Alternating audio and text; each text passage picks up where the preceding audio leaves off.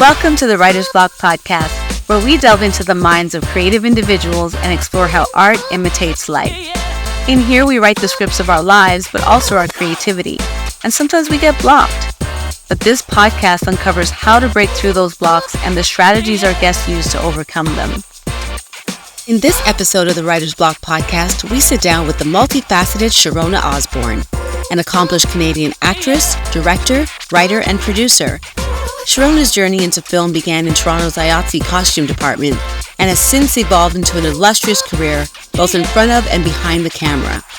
Join us as we explore her dynamic career, her commitment to spotlighting Black female leads, and her inspiring creative process. And don't forget to check out Sheronna's film, Remote Paradise, in this year's CaribbeanTales International Film Festival, taking place September 4th to the 15th, right here in Toronto. Let's get unblocked.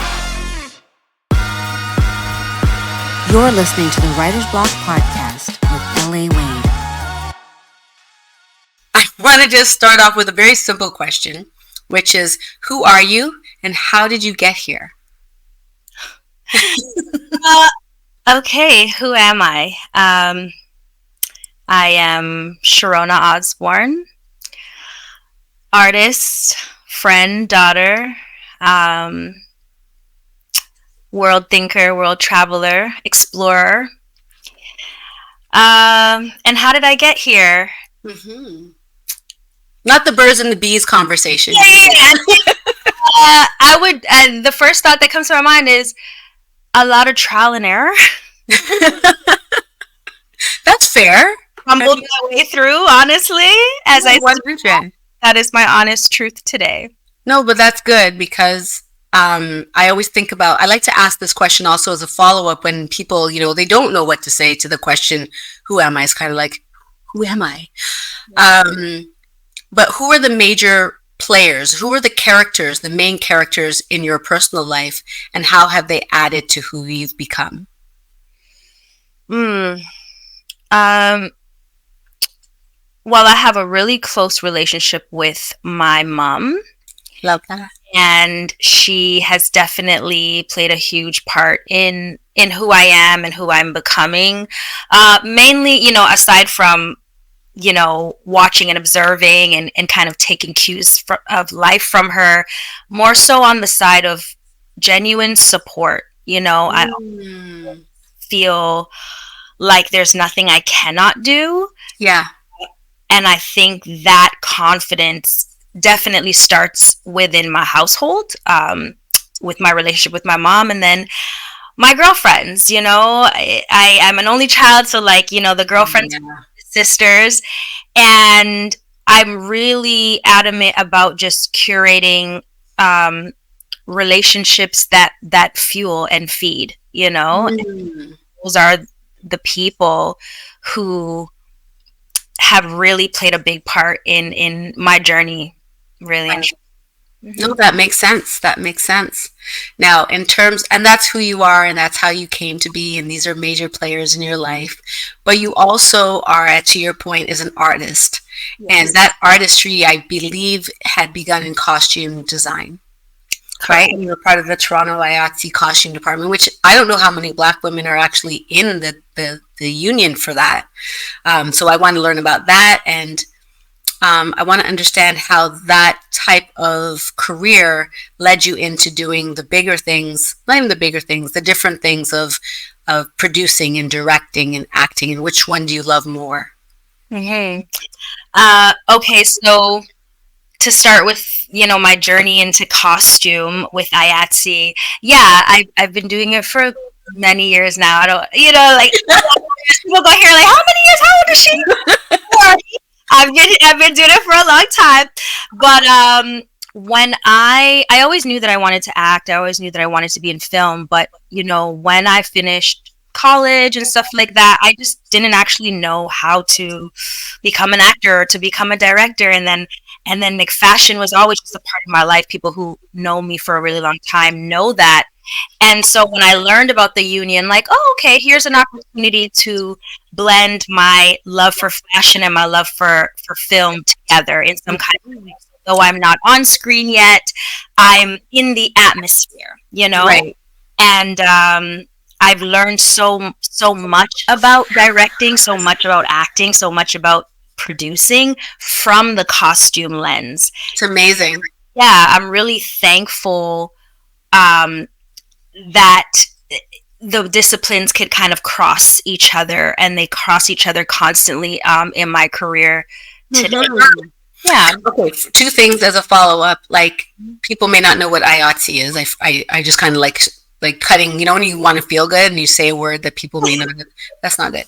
So we're going to explain that. And then we're going to understand a little bit more about how costume design, I think, bled into your understanding of character development. And you can explain the connection between those two. Yeah, so so basically within Toronto or within Canada, we have two major film unions. One is IATSE and one is NABET. And IATSE just is like the one that does American productions as well as Canadian productions, and then NABET is predominantly Canadian productions. But it's just the union in which all the tech people work under, right? So your camera guys, your lighting guys, your makeup, your hair, all the things. So that's what it is. Right. And in terms of my experience with costume leading to character development for me, yeah, I mean, I think now, just because I've been doing costumes for so long, when I take on a character, even at the early stage of like the audition stage, right, the first thing I think about is, what is this character wearing? Yeah, exactly. And what does their costume say about them, about their personality, or how can I pull out certain character traits based on what they're wearing? Mm-hmm. And that's just like naturally where my mind goes, and because it's just a comfort and safe space for me to start. Yeah. And then as I learn more about the character and that kind of thing, the character development just naturally evolves. But definitely understanding even time period, you know what I mean? I used to wear a certain bra or a certain panty based on what you know what I mean? Like, it goes that deep. Well, yeah, I think of, at least, I don't know a lot of the work, but I know that you were part of the Handmaid's Tale, and I'm obsessed with, I was obsessed. I finally finished it all. Yeah, great. But when I didn't know that you were the one that did the costume design there. And I remember reading the book. And I was a buyer on that show. But explain the difference. Okay. And then I'll go on about like how interesting it was to have read the book and then seen the translation of that in wardrobe from that department. Yeah. So basically, in the costume department, there's several different roles, right? So costume designer would be basically at the top, and that's kind of like the boss of everybody else who's working in costumes. But alongside the costume designer would be costume assistants, tailors, seamstress, a costume buyer, which is predominantly what I do.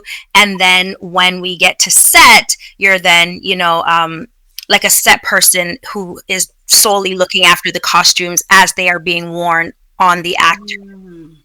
So my particular job, I've done all the jobs throughout the years, but the one that I lean in to the most when it comes to costume is buying. So in a case like Handmaid's Tale, it would be like literally shop. That show in particular is a lot of builds, which means they're making the costumes from scratch because they're so specific. Yeah, they're very specific. But there's also a big portion of it that you're shopping, And, whenever I tell people that I'm like a professional mall rat, they're like, fun, but really, like, I'm in traffic a lot, and I do a lot of returns, and my gosh, I was just thinking you'd be so fun to go shopping with. But can I tell you, I do not go into a mall on my off time. I'm over it. Online. And I think you get to keep some of the stuff or pick up something for yourself along the journey. So, like, when there are a lot of perks, in sense of like, oh, this didn't work for the actor. Like, I can't, buy it off the show or whatever it is, So yeah. I love that. Okay, so that was your costume stuff, and then you bleed it into some of your actor development and character development for people you're creating. In terms of your directing, I want to talk a little bit about a quote that I read that you said, so don't worry, it's not just like out there. I think you said this. Okay. Directing Silence of the Land was a pivotal moment for me, as it allowed me to explore Black experiences in Toronto in a deeply personal way. So my follow-up is, what were some of the most impactful stories or moments that emerged while making Silence of the Land, and how did they shape the final film? So, Silence of the Land was actually my first attempt at directing film. And that was during the pandemic, like the height of the pandemic. And so, that was such a heavy time. It feels far away, but not so far away. But when I think about that film and what we did with that, or the messages that we were trying to get across at that time, was really a reflection of how I felt. Aside from the world being shut down, it was the height of like, the BLM movement, and for the first time, I can say, like, just consciously, I felt the divide. And in a way, in Canada, in Toronto, that I hadn't previously felt before. Really? Where I remember, the world shut down. We don't have nothing to do. And I remember just taking walks in the park by my house and seeing, 3 to 4 white men walking past. And for the first time, feeling a little uneasy. Like, can something pop off? Am I safe here? Like, you know what I mean? And that was the backbone of where Silence of the Land came from. Just the kind of juxtaposition of experiences of what we were used to versus what is highlighted now. And that's where that came from. And I think through that is when I really got to experience what it meant to be a vulnerable storyteller. I was just going to ask you, because it seems like such a deeply personal project, how did you overcome any creative blocks or, censoring or, impression management type stuff, because you're introducing something that's deeply personal to you into a country, really, that I don't know have come complete terms with what personal truth is for African Canadian people, African Caribbean Canadian people? Honestly, I do remember doing some scenes where it felt like, are we like going too far with this moment here, or can we tell the whole truth of what this really feels like what it felt like or feels like to be pulled over by a police officer and having to grab your phone and record just in case anything pops off, and like what that really feels like. But I think the team at the time and just everybody, the actors, were just very sensitive to the matter, and it allowed the space to just say and do what we really wanted. We had nothing to lose. Yeah, no, you never have anything to lose. Always go for it. That's my motto. It gets me in trouble sometimes, but it is what it is. I've entered the season. I was just telling my boyfriend I've entered the season of I don't really care season.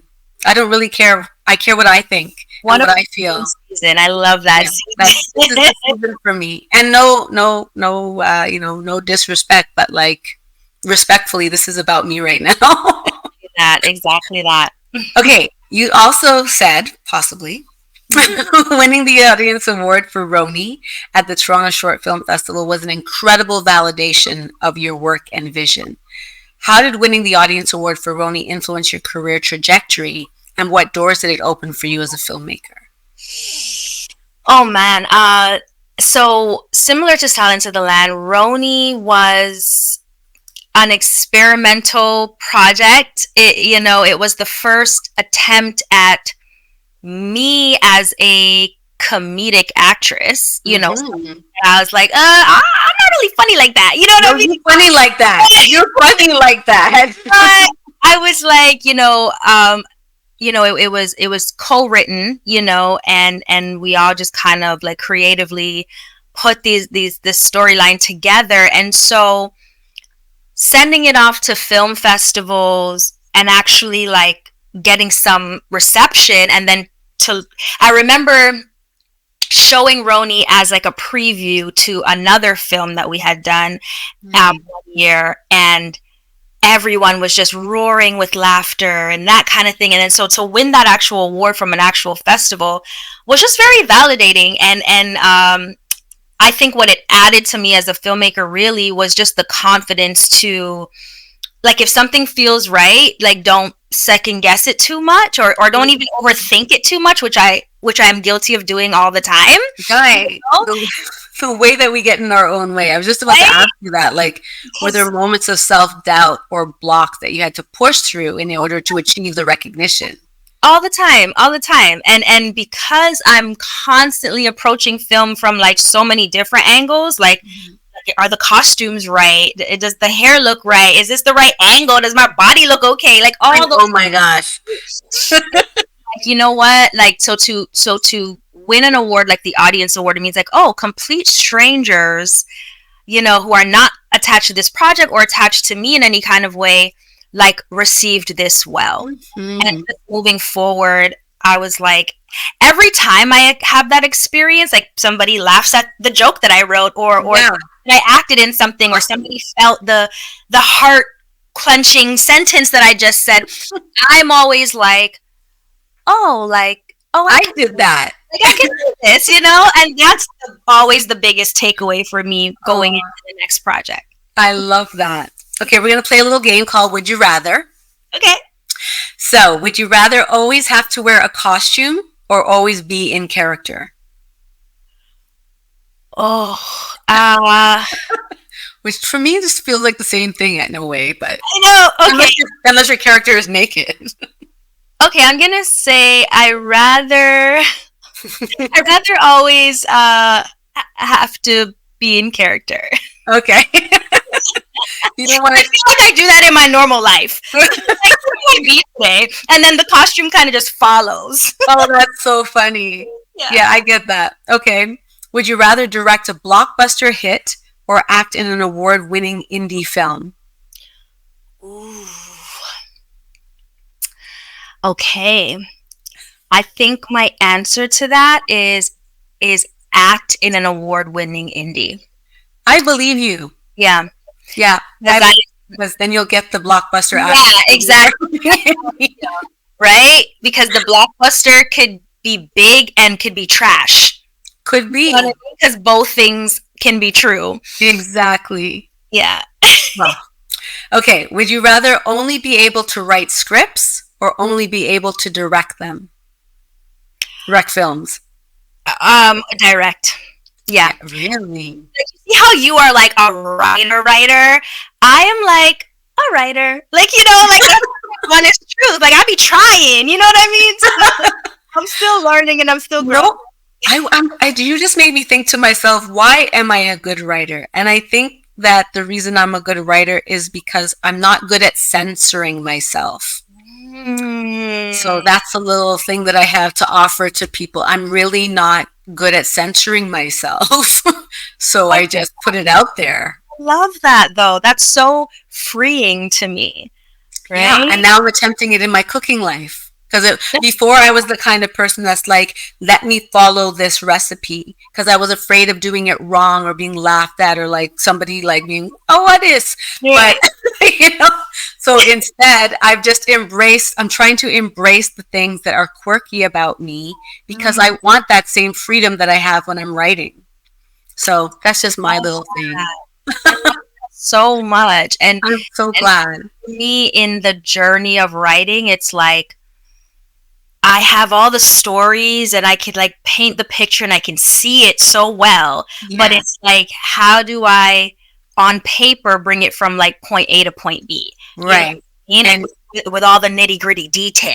Yeah, it's dream and imagine and allow yourself to create an entire world that you might throw away or leave to someone for something else later. Because it's okay. Because as you develop the writing, it becomes more and more apparent to you that that's actually not what she would do at all. Kind of like your costume design, where you're kind of like, they wouldn't wear that. I know that they wouldn't wear that. Right. So we have to start that over. So that type of thing. Okay. I'm so glad I could provide value to you. I love that. Absolutely. You give me so much value. So this is good. This is a good exchange. Okay. Would you rather create a film that is critically acclaimed but not widely seen, for a film that is a commercial success but critically panned? Like, boo.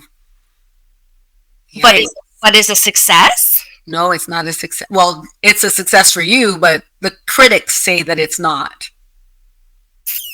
I think I'm going to go with that one. Yeah, right? Because I don't care what you say. It's like, it's to me.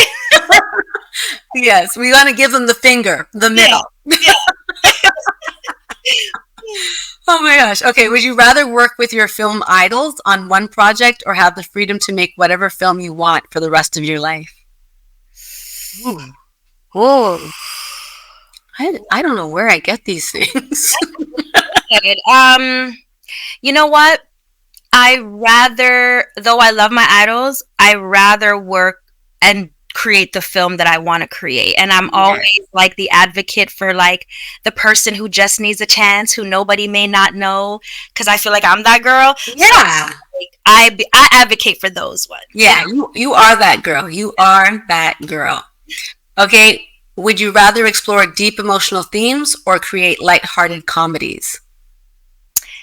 Deep emotional. That's where I live. Give me the deepness. The gush. I want the gush. Get these layers. Let me go deep with it. Yeah, that's where I like to live as an artist. I love it. Okay, here's another question about your work. How did the concept of remote paradise come about, and what personal experiences did you draw from to create this story? Okay, so Remote Paradise, it's currently my latest film that I directed. I did not write this one. This one was co-written by Tasia Harris and Troy Crossfield. And but in the earlier stages, of course, it was a conversation that we all had and stuff. And it is lighthearted and witty and based on the experience of working from home. What that looks like when you get called back into the office after like 2 and 3 years of not having to be there, and just kind of like culture shock. Yeah, exactly, all of that, right? And so though I never really had the work from home experience, the other elements of it are like the girlfriend relationship and the guy, and having like a hot guy, to hang out with while you're working from home and all those. Right. So those were the elements that I kind of like draw from, my personal experience. And I'm like, I just want to interject like what the real experience of this could have and probably did look like for a lot of people. So I feel watching Remote Paradise, it's lighthearted but it's super relatable. Right? It's super relatable. Amazing. Yeah. So, and I heard that you're writing your first feature film. I am. But I've also heard that you've said it is both challenging and rewarding. Yes, all of the above. I was a part of this producer program earlier this year with Black Women in Film, which was like such an amazing opportunity, and I learned so much. But through that, by the end of the program, we were challenged to create the first version of a pitch for the film, and I was like, how do I pitch a film when I don't fully know what it's about yet? You know what I mean? But what I had to do was just use the information that I had. I knew that I know what I want the story to be about. I know the things that I want to highlight in the story, and now it's that challenge of, okay, sit down and write your details, write your moments to moments, right? Yes. So that's where I'm at with it right now. But I'm so excited because, again, it's my first feature, and it's during the pitch, similar to the reception of Roni with the audience award. During the pitch, the concept was very well received, and it was kind of like, oh, so this also makes sense in your brain the way it makes sense in my brain. Great, I have something here, you know. So that's how I'm feeling currently, and yeah, so it's a personal task for myself. I don't know how long it's gonna take, but I am looking forward to the journey, and we'll see how it goes. I'll be calling you at some point. Once I have something, I'm here for you. I'm here for you. I want to be calling you. Like, I'm more than happy to do so. Which brings me to like the project that we collaborated on, which was Thirsty AF, my first everything when it comes to film. Mm-hmm. And I couldn't have asked for a better lead actress than with you. We had interviewed a lot of people, but also people weren't exactly showing up to take the role. And I thought, I wonder if the name of this book is really disturbing to people. Like, The Adventures of a Recovering Sex Addict is like, oh, meanwhile, there's sex everywhere you look in our community, in our society. So it's like, get over it. It's not even about the sex. And so it's like, that's what makes it even funnier. But I think I read in an article, and maybe I said it or you said it, but Thirsty AF delves into the life of Callie Church as she navigates the potential of her future while dealing with traumas from her past. How did you personally relate to the character of Callie Church, and what aspects of her journey resonated with your own experiences? Oh man, first of all, like, it's interesting when you say, you know, people weren't really running to the character. Maybe there was something throwing them off, where as soon as I read it, I was like, head first, let's do this, you know what I mean? Like, again, I'm drawn by character and character development and that kind of thing. So one of the first things that drew me to Callie was the raw vulnerability, you know, doing and saying all the things that most people would want to but don't, or are afraid of being judged, or all of those things. And I think that just as a woman, as a Black woman, as a sexual being, as a human being, we all I can identify with that, you know. And the journey of her finding herself, you know, and how that shows up, I think that was another part that really that I connected with deeply. Just kind of like, who am I, and who am I in this season of my life? Right. That changes, right? Mm-hmm. Plot twist. Yeah. And so those were the main things that drew me to her and made me feel like, and then again, just the actor challenge of it, but also like I'm playing like you, and like your conversation of like, oh, okay, like this is just so like, this is like my ideal actor challenge right now, you know.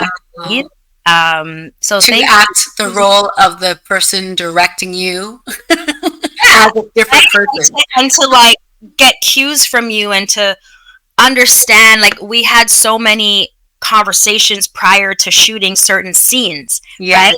Be like, okay, where were you mentally here, or how did you feel, or what was the backstory that led to this moment? And as an actor, it's like, what a treat to get that much information, and be able to run with it, you know. That was just blessed, and you definitely blessed it. Can you share any specific moments during the making of Thirsty where you feel like you face significant emotional or creative blocks, and how you overcame them to bringing the authentic Callie story to life? Like, I think of the scream, but I don't know if that was the most challenging, or. Yeah, you know what? It was. It definitely was during that time. Again, from you sharing your story of where that, or what happened in that situation, and where that scream came from. I thought about my own life, and though I may not have had the same experience, I thought about the women in my life who I know have. And I thought about something you said to me, which was, I'm screaming on behalf of the women who can't, and like I'm getting chills right now just thinking. Me too. Oh, that is so real. And I felt such a responsibility in that moment. And though it's such a small portion of the film, it was very heavy. Yeah. Yeah. And like, so the tears that came out in that moment, they were real. Mm-hmm. The wrenching scream was real. Like, Yeah.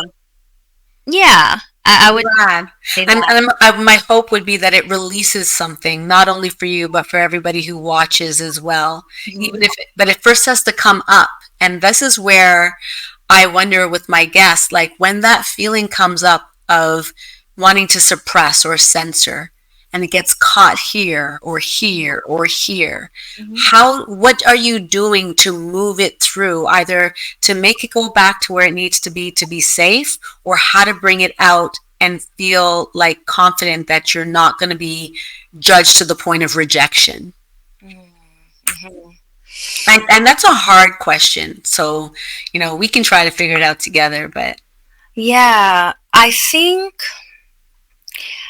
the only thing that releases me into that experience in my own life is ignoring the part that you said just now, which is the fear of rejection. Mm-hmm. And I think because a lot of what we do or don't do is based on what other people will think, right? And like even in my own life, like currently, I am actively learning how to communicate the thoughts that I really want to share, even if they make me look vulnerable or weak or silly or whatever it is. You know what I mean? Whatever it is. Like I just moved past that because I'm like, at the end of the day, I owe myself my truth. Mm-hmm. And I think there's so much more strength in releasing all of those things, those painful, weird places. That to me is a strong person. Love it. Yeah, so it's not easy. It's not easy. It still hurts like hell. It hurts, and that's the part that people don't realize. Is that we're not sharing this advice to be like, and then everything will be great. Oh no, it's gut wrenching half the time. The anxiety, the heart palpitations, it never ends. But this is why they don't want to do it. Yeah, but you have to do it because only in the doing will you know the benefit of it on the other side. And so. Exactly. Yeah, this is my whole life's work now, is to let people feel what they feel and let them know it's okay. Yeah. You're okay. We got you. Exactly. So you not only acted in the Thirsty AF as Cali Church, you also partnered with me as a producer on this production, which I'm so grateful for because, it's a first for me, and to have somebody who has been through their own journey and then getting to collaborate and be like, well, we don't know how to do this. Well, we'll figure it out type of thing. It was a beautiful, beautiful thing. That is sisterhood, people. Yes, absolutely. That is sisterhood. So Thirsty F is not just a film. It's a reflection of our own growth and potential traumas that we may have had to go through, but we also had to brave putting it into the film festivals around the world, and that nerve-wracking experience of, are we going to get in? Are we not going to get in? So what has been the most challenging aspect of submitting Thirsty AF to film festivals, and how have you dealt with any of the rejections or setbacks along the way? Yeah, I think, as I've had a conversation with you many times before, when it comes to festivals, it's like, of course it's disappointing not to get in, but at the same time, it doesn't like devalue the work that you've done, and that is something that as a producer, and even as an actress, as the front facing person, you know what I mean? All of those things, it's like, and you as a director, first time debut, all of the things, it's like, that's the thing to remember. And And having sat on a board of judges for festivals in the past, Wow. I know that sometimes it has nothing to do with the content and everything to do with like how long it is, or does it fit into the time slot that we have, or do we have films that are already in this category and we need one that's a bit different. So there's a similar to being an actress and doing an audition. It's like, I get the part, I thought I killed it, when really sometimes it's not even about you. Yeah. But what I appreciate and love the most about our journey thus far with Thirsty and festivals and all of that is through this experience, you as a creative and a writer have kind of rejigged your approach and your mind towards the story. You know, we went from having it at one length to another length and taking out some fluff and maybe like rewriting some parts. So to me, whether we get into festivals or not at this stage is not the end all. Or be like, in my mind, Thirsty is not done. You know, definitely not done by any means. So I'm encouraged by that. And like you said earlier, this is just our learning process. We're here literally figuring it out together. Yeah. And I'm glad that it's with you, I got to say. And the Pan-African Film Festival that was on August 17th was a great start to the journey of Thirsty being in films. And so I'm really grateful for that. We're going to end this interview with some rapid fire questions. Not the rapid fire. What's your go-to comfort film? Comfort film? Yes. Ooh, I have two. Bridesmaids and Hitch. Hitch, really? Oh yeah, listen. I only watch Hitch for the part where he gets all swollen. Oh my God. Bridesmaids and Hitch are the movies, like, if you don't want to be annoyed, don't watch them with me, because I'm going to say every line. That's perfect. Oh yeah? Perfect? Oh my God. I got to learn how to do that damn cup song because I love that movie. The acapella of No Diddity. No, fire. I love that scene. I know that in my head. I think we should just redo it. Right? Okay. Who is your dream actor to work with? Ooh, I have a few, but like, okay, off top, I gotta say my girl Viola Davis.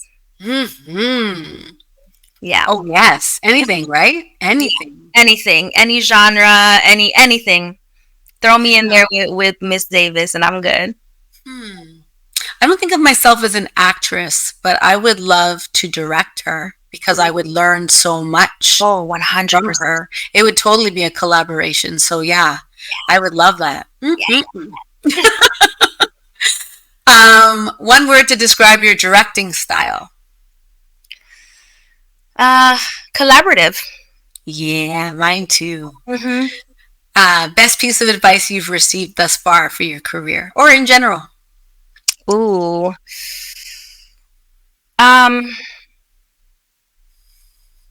Do it and make mistakes. Yeah, right? Yeah.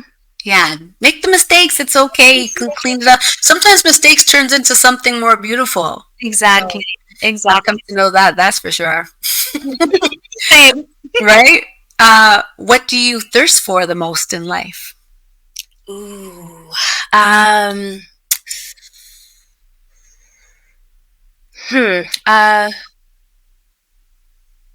Exploration. I'm such a curious person. I feel like I can talk to anyone and learn something. Definitely you can learn something. Yeah. Okay, and lastly, where are you blocked and what commitment are you making to become unblocked? Ooh. I am blocked in my confidence as a writer right now. And how I'm working on it is writing.